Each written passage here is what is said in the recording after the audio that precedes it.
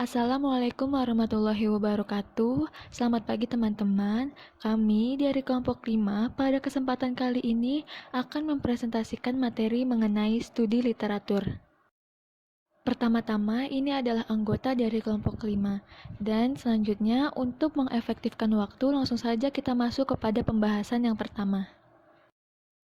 Jadi, pembahasan yang pertama adalah mengenai definisi dari studi literatur. Nah, jadi apa sih studi literatur itu? Jadi, studi literatur adalah serangkaian kegiatan yang berkenaan dengan metode pengumpulan data pustaka, membaca dan mencatat, serta mengelola bahan penelitian. Studi literatur yang dilakukan oleh penulis yaitu dengan melakukan pencarian terhadap berbagai sumber tertulis, baik berupa buku-buku, arsip, majalah, artikel, dan jurnal atau dokumen-dokumen yang relevan dengan permasalahan yang dikaji. Sehingga informasi yang didapat dari studi literatur ini dapat dijadikan rujukan untuk memperkuat argumentasi-argumentasi yang ada. Selanjutnya, terdapat pengertian studi literatur menurut ahli, yaitu menurut Daniel dan Warsiah. Jadi, menurut Daniel dan Warsiah, studi literatur merupakan penelitian yang dilakukan oleh peneliti dengan mengumpulkan sejumlah buku-buku, majalah yang berkaitan dengan masalah dan tujuan penelitian. Teknik studi literatur ini dilakukan dengan tujuan untuk mengungkapkan berbagai teori-teori yang relevan dengan permasalahan yang sedang dihadapi atau diteliti sebagai bahan rujukan dalam pembahasan hasil penelitian. Kemudian, selanjutnya kita masuk kepada pembahasan yang kedua, yaitu mengenai jenis-jenis literatur. Jadi, literatur dibagi menjadi 3 jenis, yaitu yang pertama berdasarkan tingkat analisisnya, lalu yang kedua berdasarkan penempatan koleksi, dan yang ketiga berdasarkan sifatnya.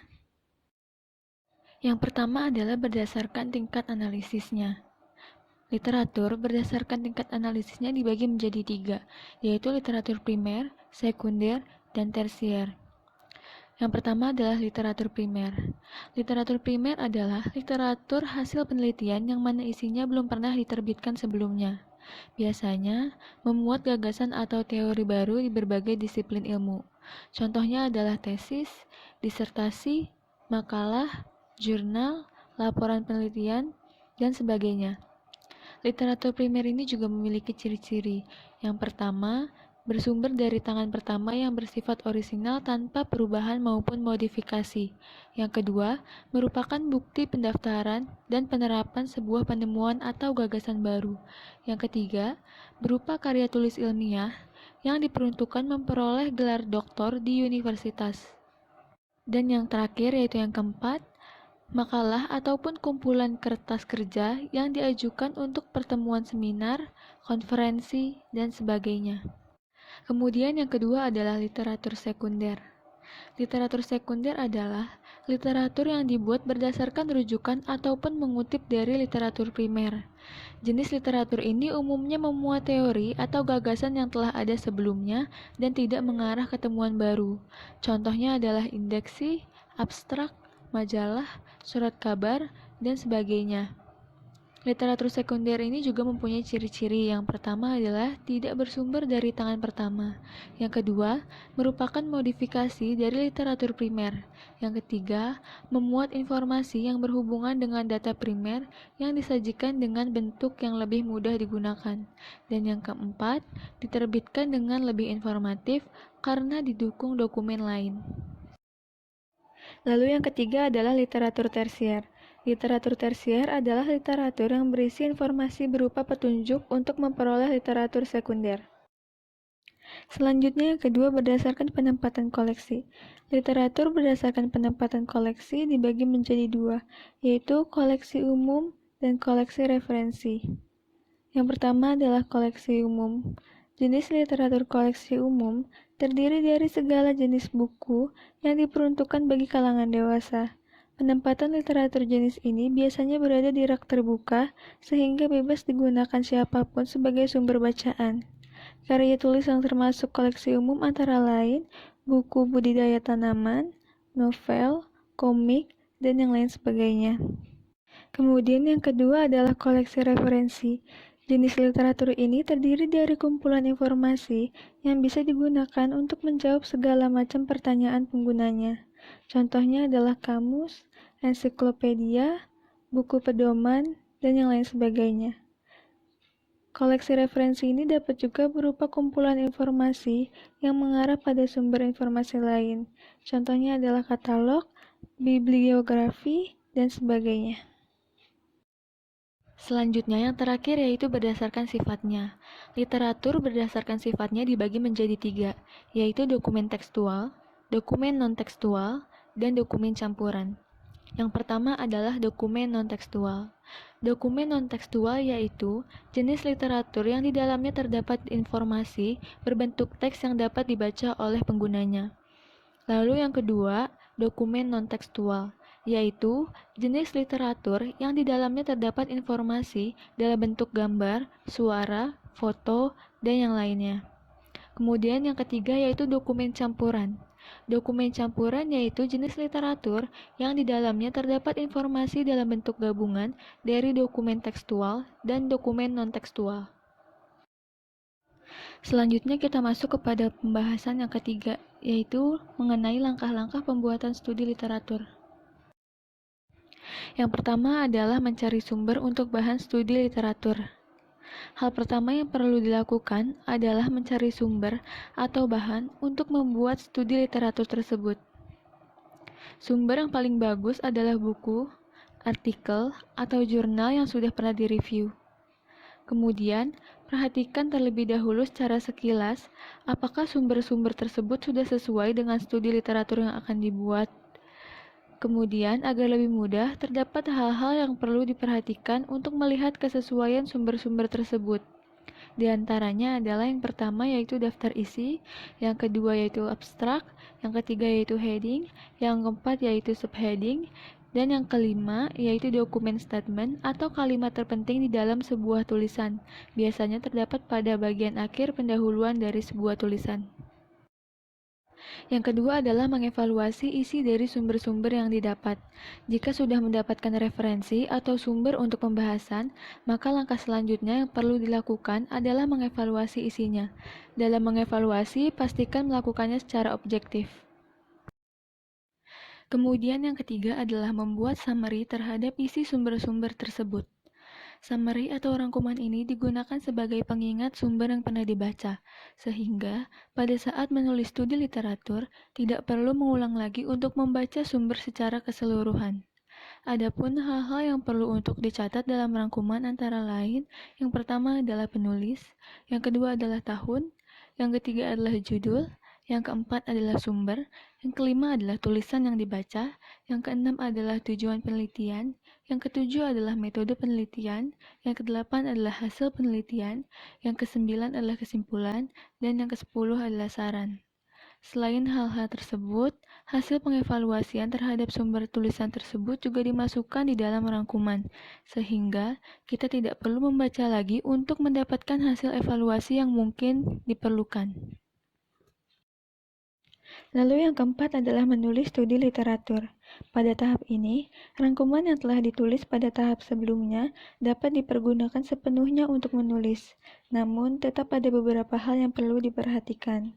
Hal-hal yang dapat dimasukkan dalam penulisan antara lain adalah persamaan dan perbedaan antara pengarang dan penelitian mereka, lalu penelitian mana yang saling mendukung dan penelitian mana yang saling bertentangan, kemudian pertanyaan yang belum terjawab, dan lain sebagainya.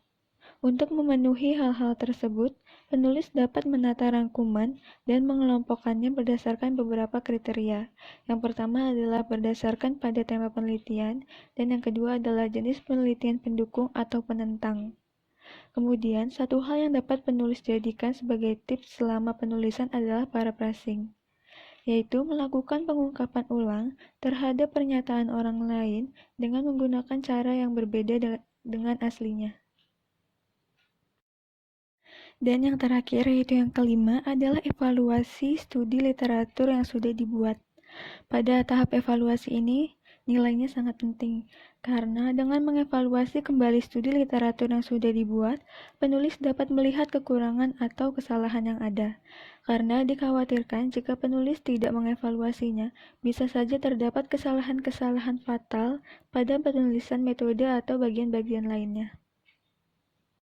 Selanjutnya kita masuk kepada pembahasan yang keempat, yaitu mengenai teknik pembuatan studi literatur. Terdapat 5 teknik pembuatan studi literatur. Yang pertama adalah mencari kesamaan, yaitu ketika melakukan telaah literatur, dapat dilihat kesamaannya antara literatur yang didapat dengan yang diteliti. Lalu yang kedua adalah mencari ketidaksamaan, yaitu ketika melakukan telaah literatur, dapat dilihat ketidaksamaannya antara literatur yang didapat dengan yang diteliti. Kemudian yang ketiga, memberikan pandangan. Literatur yang dibaca maka akan memberikan pandangan tentang suatu hal mengenai apa yang dibutuhkan. Lalu, teknik pembuatan studi literatur yang keempat adalah membandingkan.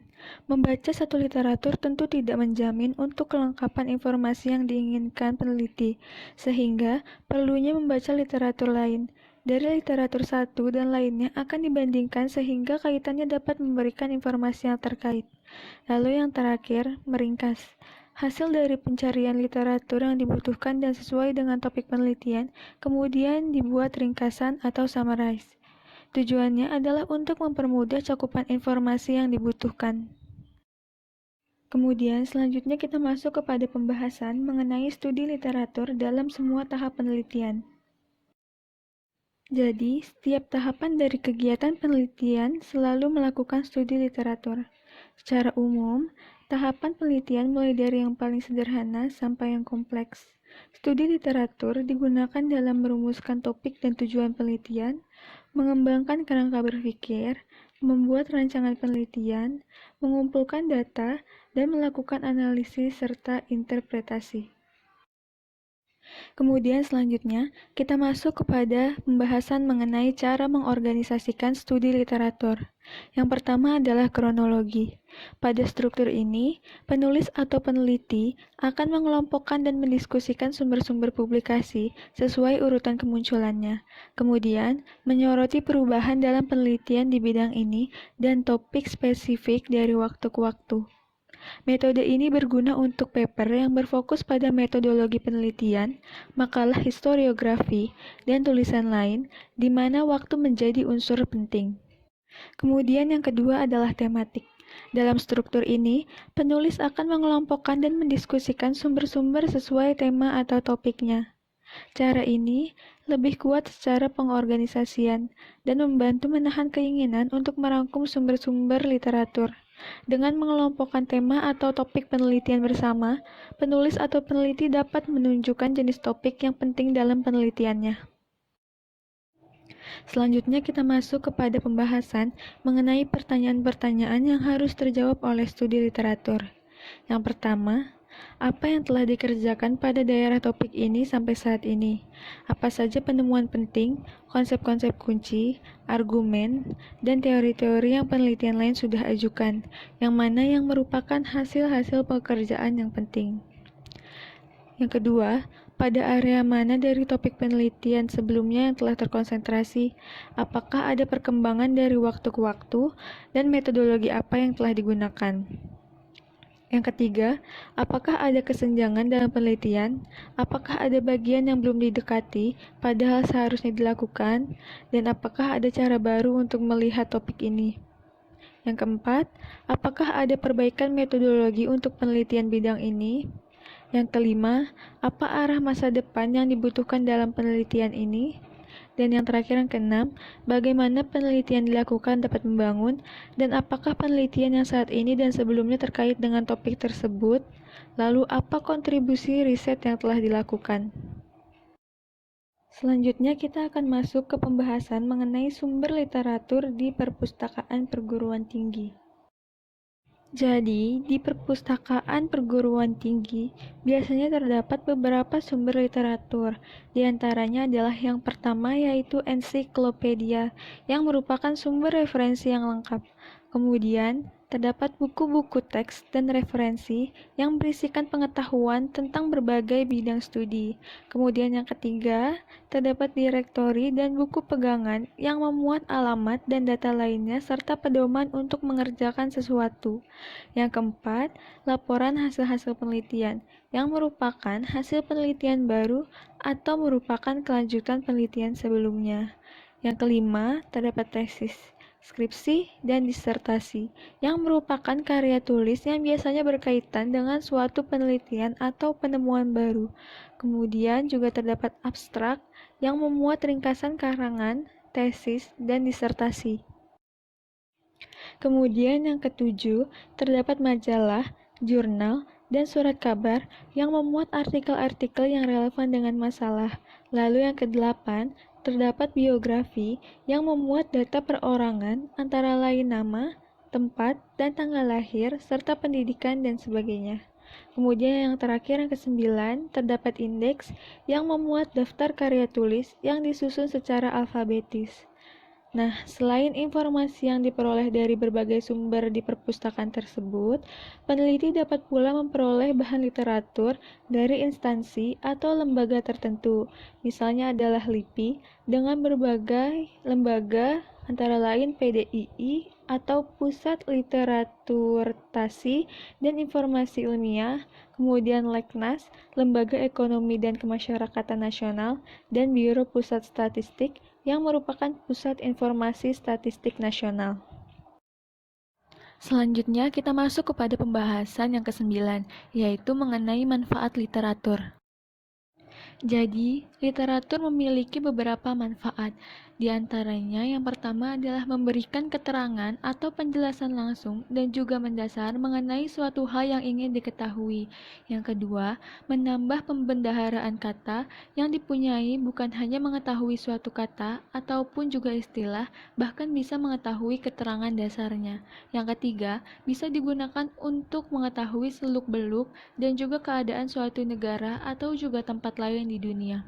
Yang keempat, meningkatkan keterampilan serta juga kemampuan di dalam menggunakan sumber informasi dasar.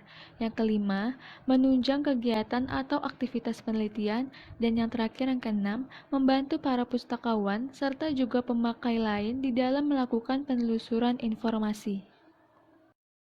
Selanjutnya kita masuk kepada pembahasan yang ke-10, yaitu tujuan pembuatan studi literatur. Jadi, tujuan utama dalam melakukan studi literatur adalah yang pertama yaitu untuk menemukan variabel-variabel yang akan diteliti. Yang kedua adalah untuk membedakan hal-hal yang sudah dilakukan dan menentukan hal-hal yang perlu dilakukan. Yang ketiga yaitu untuk melakukan sintesa dan memperoleh perspektif baru. Dan yang terakhir yang keempat yaitu untuk menentukan makna dan hubungan antar variabel. Baiklah teman-teman, tibalah kita pada pembahasan yang terakhir, yaitu mengenai urgensi studi literatur. Jadi, dalam konstruksi suatu disiplin ilmu, usaha kolektif komunitas ilmuwan terutama sekali dilakukan melalui kajian karya-karya sesama anggotanya. Dengan kata lain, usaha membangun ilmu pengetahuan baru dapat berlangsung secara efektif dan efisien bila periset mendasarkannya pada studi literatur. Melalui studi literatur, peneliti dapat terhindar dari melakukan penelitian hal-hal yang sudah pernah diteliti, pengembangan instrumen yang sudah pernah dibuat, dan pengulangan kesalahan-kesalahan masa lalu. Baiklah teman-teman, mungkin sekian yang dapat kelompok 5 sampaikan. Mohon maaf apabila terdapat kekurangan ataupun kesalahan kata. Terima kasih atas perhatiannya. Wassalamualaikum warahmatullahi wabarakatuh.